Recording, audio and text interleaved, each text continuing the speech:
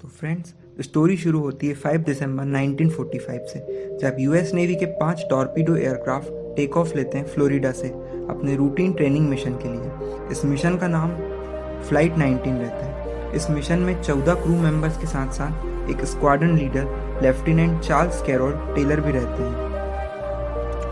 सफलतापूर्वक उड़ान के 2 घंटे बाद स्क्वाड्रन लीडर कुछ परेशानियां रिपोर्ट करते हैं।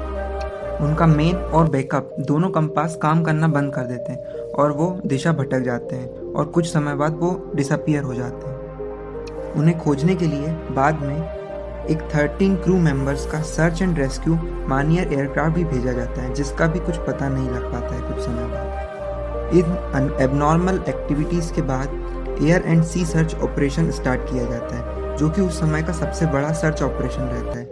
लेकिन इससे भी कुछ पता नहीं लग पाता है। ना तो उन एयरक्राफ्ट की कोई पार्ट मिलता है, ना ही किसी क्रू मेंबर्स की बॉडी मिलती है। जी हाँ फ्रेंड्स, हम बात कर रहे हैं डेविल्स ट्रायंगल मतलब बरमुंडा ट्रायंगल की। इसकी पोजीशन नॉर्थ अटलांटिक ओशियन के वेस्टर्न पार्ट में है, जो कि अमेरिका के फ्लोरिडा प्रांत से शुरू होकर पुर्टो रिको और पुर्टो रिको से बरमुडा और फिर बरमुडा से फ्लोरिडा तक जाता है। इसका एरिया कुछ 8 लाख स्क्वायर मील्स का है।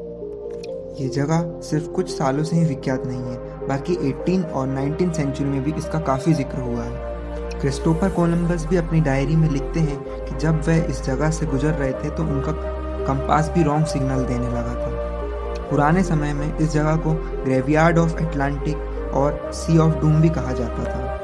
फ्रेंड्स, आज तक बताया जाता है कि पिछले 50 सालों में 300 के करीब शिप्स और प्लेन्स इस जगह पर मिसिंग हो चुके हैं।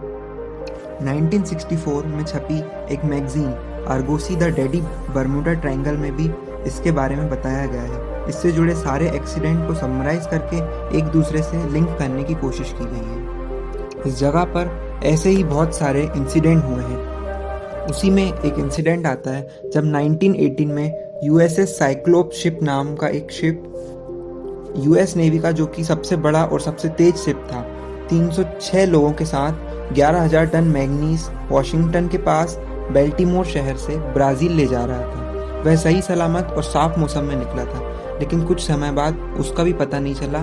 वो पता नहीं कहाँ डिसअपीयर हो गया, जिसका आज तक कुछ पता नहीं लग पाया है। ऐसे कई सारे छोटे बड़े इंसिडेंट वहाँ पर रिपोर्ट किए गए हैं। कुछ सच्ची घटनाओं के साथ साथ इसके बारे में कुछ फैब्रिकेटेड स्टोरी भी बताई जाती हैं, जो कि पूरी तरह मनगढ़ंत हैं।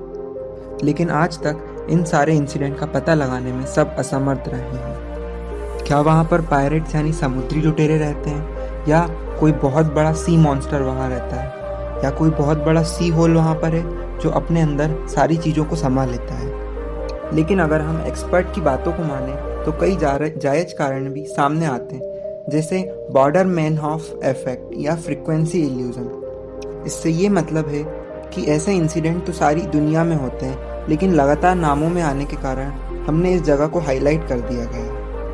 यूनिवर्सिटी ऑफ कोलोराडो के कुछ साइंटिस्ट ने इसके सच को दुनिया के सामने लाने की कोशिश भी की है। इस एरिया के सैटेलाइट व्यू के बाद उन्हें वहाँ की क्लाइमेटिक कंडीशन दूसरी जगह से कुछ अलग लगी हैं। वहाँ कुछ ऐसे क्लाउड्स का फॉर्मेशन हो रहा है जो कि पूरी तरह एबनॉर्मल है। ये क्लाउड्स हेक्सागोनल शेप्स में हैं, जिनका साइज 88 से 90 किलोमीटर तक बड़ा है। एक्सपर्ट टीम का मानना है कि ये क्लाउड्स कोई आम क्लाउड नहीं है, बल्कि इन्हें एयर बॉम्ब क्लाउड्स कहा जाता है। जब इस तरह का क्लाउड बनता है तो इसके नीचे बड़े ही तेज़ हवा के झोंके चलते हैं, जिसकी स्पीड 250 किलोमीटर पर आवर तक की रहती है। इन हवाओं की स्पीड में ना तो कोई एयरक्राफ्ट चल सकता है, ना ही कोई बड़ी शिप इनकी लहरों पर तैर सकती है। साइंटिस्ट का कहना है कि बरमुडा ट्रायंगल में होने वाली सारी एक्टिविटीज़ की ये एक बड़ी वजह मानी जा सकती है। इसी के साथ हम अपनी वीडियो को ख़त्म करते हैं। वीडियो देखने के लिए आपका धन्यवाद, और इसी तरह की इन्फॉर्मेटिव वीडियो के लिए जुड़े रहें हमारे चैनल।